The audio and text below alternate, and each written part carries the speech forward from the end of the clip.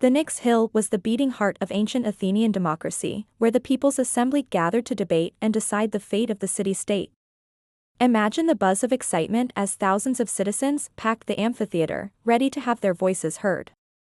One story that's particularly intriguing is the tale of Themistocles, the cunning politician who addressed the assembly from the bema, a speaker's platform, and convinced the Athenians to build a powerful navy that would ultimately defeat the Persians at the Battle of Salamis. Can you just picture the roar of the crowd as Themistocles passionately argued his case, his words echoing across the Pnyx?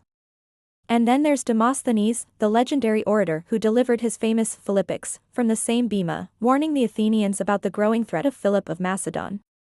The tension must have been palpable as Demosthenes thundered his warnings, his words igniting the patriotic fervor of the assembly. But the Pnyx wasn't just a place for high-stakes political drama, it was also a hub of cultural and religious activity. Imagine the processions and rituals that took place at the altars of Zeus Agaraios and Zeus Hypsistos, as the Athenians sought the blessings of the gods before their assembly meetings.